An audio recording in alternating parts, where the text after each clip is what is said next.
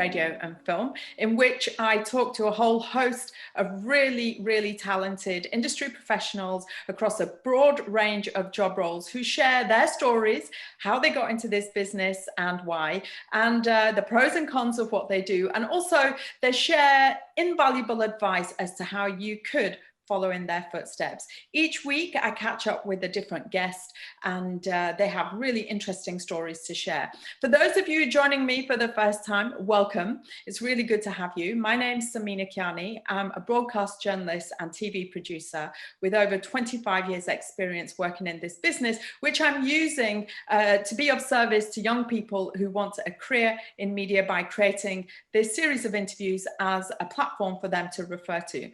Now, it's time to introduce my guest. He's a rock concert director, and he's worked with some seriously huge names in the music industry like Mumford Sons, Queen, and Beyonce. Welcome, Steve Price. Hi, Steve. Hello, nice to see you again. Nice to see you too. So straight in with the questioning. Why did you get into this business, and how did you get into this business? Well, why? Because I always wanted a job where I was surrounded by like-minded people, where it was creatively fulfilling. This industry provides me with both things there. And how I got into it was, I got into it quite late, actually. I did my first proper rock concert tour when I was 41 years old. I'd spent 15 years before that making music videos, and I just got into it by chance, really. So how did you actually like break into the business, like right from the beginning? Was it just on music videos, or did you do other work around that to get? So what I'm trying to understand is, like, step by step, how did that progression work? I had a very fortuitous meeting. I can pinpoint the day that things turned around for me, because I spent years trying to make music videos in London. Well, I did. I made loads, and many of them were successful in the chart. But it was for boy bands, and it was for club records and dance music. I never really felt like I never felt that comfortable with it, to be honest. It was in the days when we were shooting on film all the way through the 90s, and everything had to be on TV. So they were expensive to shoot. Can I just interject? Mm-hmm. You said that you felt uncomfortable doing them. So what was it? Did you think, this is a step to what I want? It's paying the rent? I mean, what was your thinking at that time? Well, at that time, I was thinking, I really wanted to work with these big bands, and I had really big ideas, and I wanted to make these huge budget music videos, but I had no contacts whatsoever, and I had no experience, really. I mean, I didn't work my way through the ladder of, being a runner and being a production assistant. I just went straight in as a director, thinking that I made 3 videos for my friend's band when I was like 29, 30 years old. And I sent those videos to a record company, and I got a commission straight away, which was Set You Free for Entrance, and it got to #2 in the charts. So I got established very quickly with that, but only established making cheap videos. And I used to be in these edit houses, because then you wouldn't have all your edit facilities on your laptop. You used to have to go into an edit house in London at great expense. And I always wanted to be the person in the suite next door, in the room next door. There was always somebody doing something for Madonna or for Radiohead or something. I was like, I would love to do that. And you wanted to be that person. Yeah, I did, yeah. And I was stuck doing these really small, low-budget videos, and I couldn't break out of that. And it was really frustrating, because there was a side of me that felt, I could do that. I could do that. But I had that transition happen then? When did that happen? Well, it didn't really with music videos. I mean, I had to keep making cheap stuff, because I had had no money, and I had to pay the rent. It quickly dawned on me that a lot of these people who were tremendously successful were indeed talented, but they came from a more comfortable background from me, and they didn't have to pollute their history, their CV of productions with really low rent videos that weren't very good. And I had to do that to pay the rent. Right, so there's 2 points here I'd like to pick up on that you've made. So one, you say, low-level videos, but what did you learn from that? Surely there was something to be had from that. Yes, there was. On a practical level, I learned how to direct. I learned how the filming process works. I learned what my strengths were as a director and what my strengths and weaknesses were in dealing with people. But I still couldn't make that connection to get those really big budget videos. I think if you are Radiohead and you you get a CV from a director who has worked for, you know, Entrance and various boy bands, you're going to think, well, you know, he's not in our ballpark, and I understand that. So the turnaround came actually after a massive dive took place in our industry. When everything went digital, YouTube came along, nothing needed to be on TV anymore, nothing needed to be shot on film anymore. So all of these skills that we've learned over the years nobody needed them anymore. And the budgets were slashed and were being given to students with video cameras, and they were really good, these people. And you know, I was pretty much out of work. At the end of 12, 13, 14 years of making music videos, it suddenly nosedived.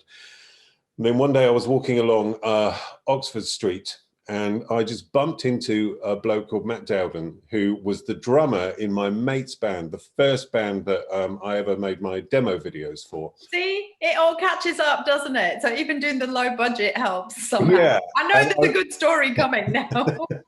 I bumped into him, asked him what he was doing. He said he was working with this new band called Razorlight, and they were about to do a gig in HMV. Did I want to come in and say hello? So I went in and said hello to everyone. And, you know, we exchanged numbers and we stayed in touch. And then a few months later, Razorlight did an arena tour in the UK. Now, their crew were not that experienced, and they got some quotes from video directors, and they couldn't believe how much they charged. He came to me and said, "You've done all this, haven't you?" And I said, "Yes," and I hadn't. So they made me an offer and said, "Can you come on tour with us?" I was like, "Yes." And I went on the tour, and it actually went quite well. I mean, I completely bullshitted my way through it, and there were moments when I should have been exposed as being a complete fraud, but I got away with it. And within 3 months, I was working. Do you know what, Steve? I think you're underselling yourself here. I've worked with your music videos, and you know what? You were pretty good. So I think you're being modest here. Well, it's an entirely different thing doing multi-camera directing when you've got loads of cameras coming into a desk. Are you vision mixing yourself then? You vision mixing, yeah, do my own vision mixing. But I did loads of editing, and I just approached it as if it was editing, but like really fast, like in real time. And it went well. So within a few months, I was working for Arctic Monkeys and Faithless and other bands. And I was 41, and I'd been on my arse after trying for years with music videos. And then suddenly I fell into the live scene and went the other way. And then suddenly I was the guy in the edit suite next door. With all these bands. Do you know what? I love this story because I love your passion and persistence. You didn't give up. And there's a story there for young people watching today as well. Like, if you really, really want something badly, you may have to take a few turns and pathways that you hadn't considered. But in the end, you got there. You're proof of the pudding, right? I have a friend called Brian Rawling, who is a big music producer. He produced "Believe" by Cher and all these other big hits that he wrote and produced. And he once said, I was having a drink with him once, and he once said to me, in my 40s, he said, "If you haven't made it in this industry by the time you're 50, you are never going to make it." And on my 50th birthday, I was directing a show for Queen at Madison Square Garden in New York, and I remembered that, and I have just done it. So yeah, it's been well. If you are young and you're looking at the road ahead, all I can say is, from my own experience, is you just have to stick at it. You just have to. If you have a certain amount of self-belief and you're willing to learn about yourself, and you have to recognize what your weaknesses are, as well as what your strengths are. And once you get a command of that, then you'll be better placed to be where you want to be. Do you know what? That's a really inspirational story, and and that's great advice, because sometimes you've got to throw yourself into something, even though you may not have the self-belief, but your self-belief comes out of that experience. It has happened for me like that. Yours is an awesome story, though. I love it. So coming back to what you actually do. So is it the music that kind of you know, pushes you, or is it the directing that's more the passion? Music or directing or both? Yeah, it's both. I mean, most of my directing career has been associated with music in some way. I mean, not all of it. I mean, when I was 18, I shot weddings, and you know, in my 20s, I worked with corporate videos and things. But I certainly seem to understand more how to present music in a visual form than I do when you know, I've tried making short films and, like, you know, working with dialogue and actors and things like that, and it's not. I mean, it's all right, but I just found a place where I just seem to fit in many ways. And it's also the lifestyle as well. I mean, being on tour with a band, you have to remember the gig and the directing of the gig is only a couple of hours every 2 or 3 days. There is a whole, that tour eclipses your life. You're on that tour with those people all day and all night, every day. You're traveling with them. You're having your days off with them. It's a lifestyle that doesn't suit everybody. Yeah. But it does suit me, and Right. I really enjoy it. And talking about you know, your work as well, for young people who might be interested in, you know, working, directing, or getting into music videos, or, you know, later on in their life following in your footsteps as a rock concert director, do you have to have a musical ear? I mean, obviously you need to have the know-how of how to direct, and cameras and multi-skilling and vision mixing and all the rest of it, but do you have to have a musical ear as well? You do to some extent, yeah. You have to be able to tune into the mood of a piece of music, and certainly to the pace of it. The cutting pace of a piece of music when you're shooting it live is really important. But you also have to tune into the mood in the audience, and you have to bear in mind what they want to see as well as what they want to listen to. So my work is, I think when I'm on a tour, it's half set pieces. You know what's going to happen at a particular time in the show, and you build set pieces around that look great. But there's a lot of detail in the music that you need to identify. I mean, some of it's pretty straightforward. You know, when there's a guitar solo, you shoot the guitarist. It's not that difficult. Yeah. You know, when all the little drum fills and all the bits that the musicians are proud of playing, and all those little details that you tune into. When you really like a song, there are certain details in that song that you like, and you think that, you know, you've tuned into a special little detail which that musician has very proudly put into the song, and you're right to do that. And when you direct, you need to draw those moments out as well. You know, you do huge concerts. So let's take Queen, for example. Mm-hmm. So when you're filming them on stage, it's what you're essentially filming is for the audience in the arena, right? Because it's streamed live. Yeah, well, IMAG, as it is known as, generically known as, image magnification, was initially put into concerts so that you could magnify what was happening on the stage, so that the people at the back of the arena or the festival or the stadium get a clearer picture of what's going on. And it used to be 2 fast fold screens, one either side of the stage, back projected, 3 cameras, and off you go. Now it's changed out of all proportion. In the last 10 years, it's changed massively. Even in the last 5 years, I would say. It's hard push now to go to a live rock concert and not see a set design or a production that is built primarily from LED screens. So instead of having, like with Queen, for example, we don't have those 2 screens either side of the stage. We have an array of, I've never actually counted them, but I think we must have like 16 screens or so of different shapes and sizes that actually make up the set. And those screens they move as well. So instead of just doing one mix, which is a 16:9 to 2 sides to 2 screens, I'm now doing 3 or 4 mixes at the same time, sending different pictures to different parts of the set. And how do you keep focus then? You know, because like it's a bit like driving, I guess. I seriously have quite a strong headache at the end of basically every show. It's really, obviously, the more you work with the band, and I've worked with Queen for 6 years, the more, you know, the more you kind of understand what's going on with that setup.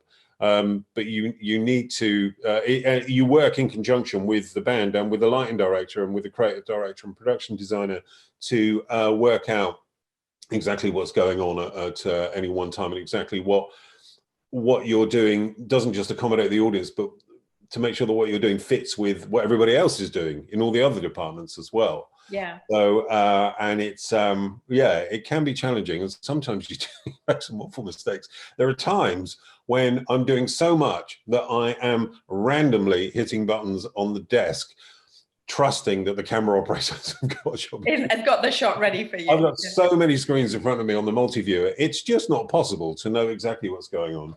So is that, it sounds really complex. So is that a job that you have to do, or couldn't you get somebody in to vision mix as well and help you out? No, that's the fun of it, doing that. I mean, when in the broadcast world, it's very common to have a director who and a vision mixer.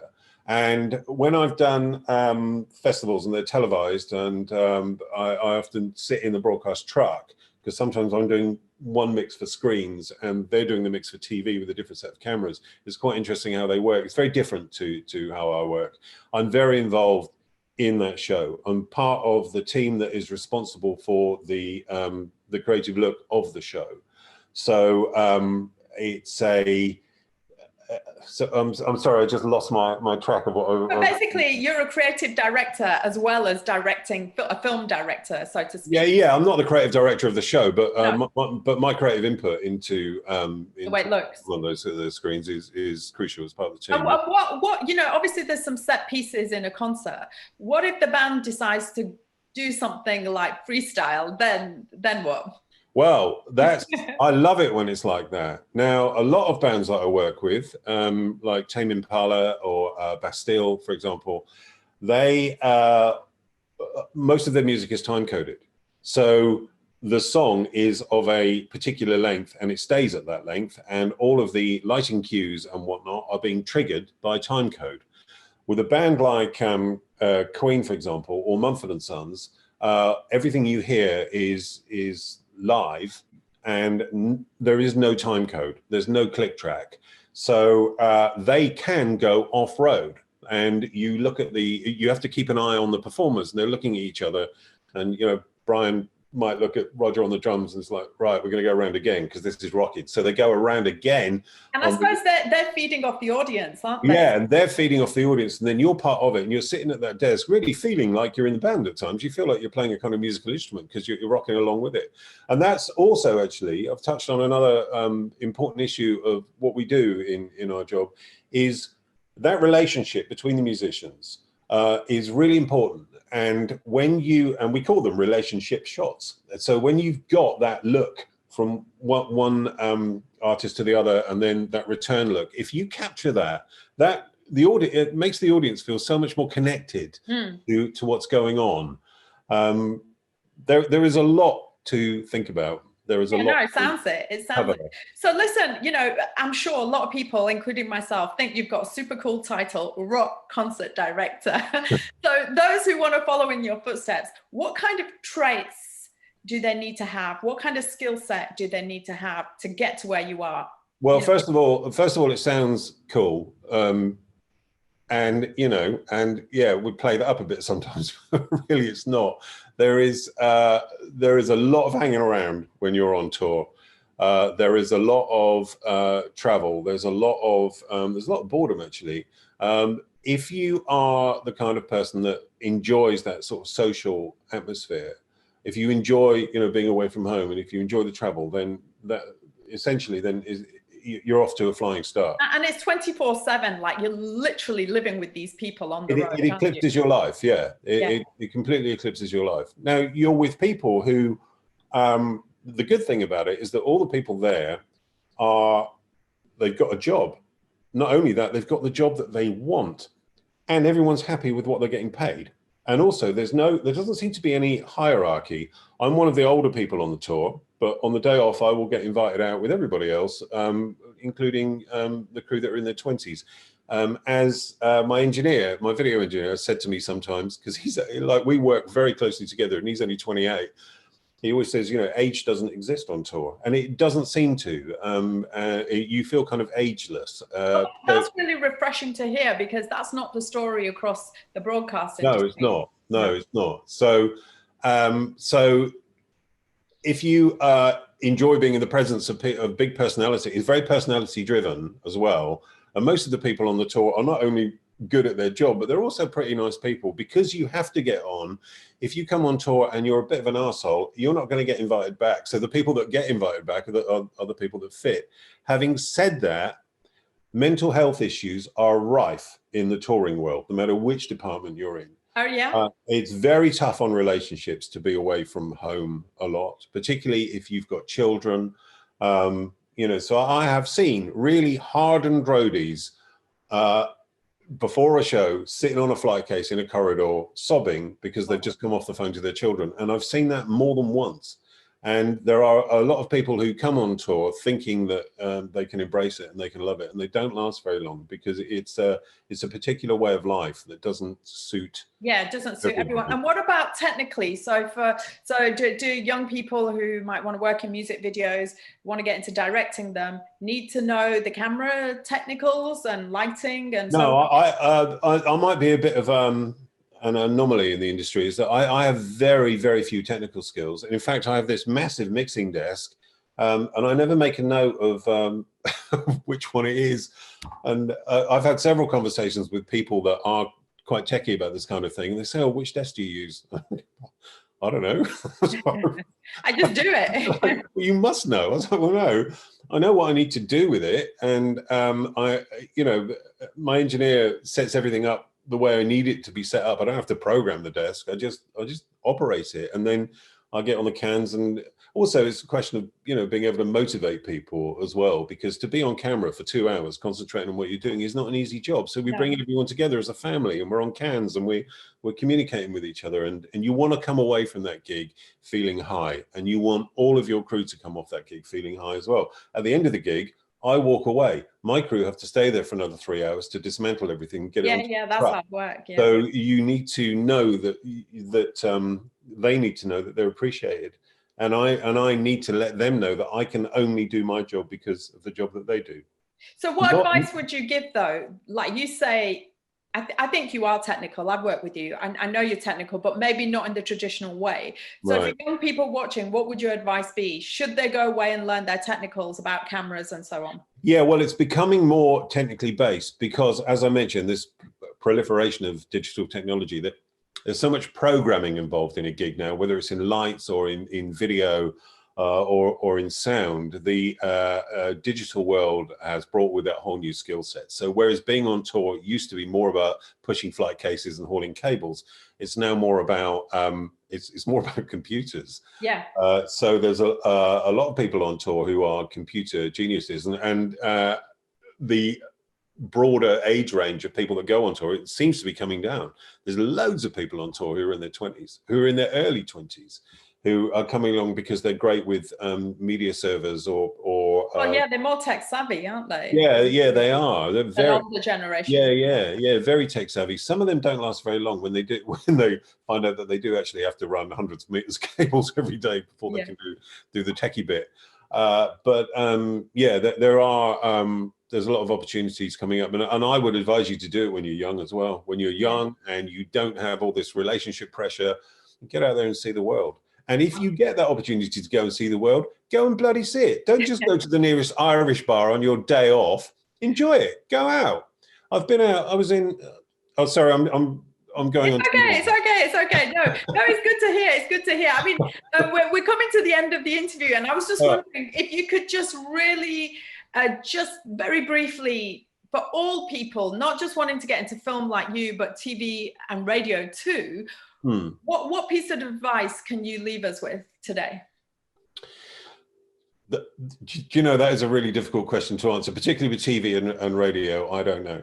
But I would say an approach, maybe the approach, or maybe the way of thinking or being towards. Well, from a filmmaking perspective, it's very important to find out what it is that turns you on about filmmaking, what kind of filmmaker you are, and what kind of films suit you the best. And that took me a long time to work out.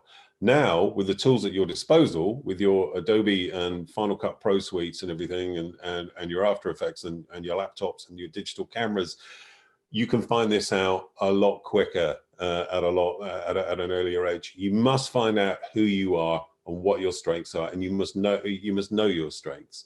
So you know, I like doing music related stuff. I love doing the live stuff. I get a real kick out of it. I love taking my time to do music documentaries as well. But I'm not kidding myself that I can be a you know, a feature film director, or that I can be. So it's just like really honing in and understanding who you are and what you want in. Yeah, I think you need to in your specialize, career. and I think you need to be a specialist within that speciality. Really, I mean, I've ended up with a job which is so specialist. It's quite niche, really. There aren't that many people that do it. One route into doing what I do is to work through the video department, particularly in camera work, and get a job on tour as a camera operator. A lot of people that do what I do used to be camera operators. Well, it gives you a good understanding of the concert arena, doesn't it? Yeah, it Steve, does. it's been really, really interesting to get an insight into your world today. You know, thank you so much for speaking to me. That's cool. Thanks, Steve. Cheers. Thanks. Bye-bye. I hope you found what Steve had to share as interesting as I did. As I mentioned earlier, each week I catch up with a different guest who talks about their different job roles and the different area of TV, radio and film in which they work. If there's a job role that you're interested in, then give me a shout, leave me a message, and I will try and find somebody in that job role who can share their stories just for you. And of course, if you've got any questions for me or any of my guests, then feel free to contact me too. You can get more details of my series, How to Get into TV, Radio and Film, by following me across my social media platforms and on YouTube. Thank you so much for watching, and see you next time.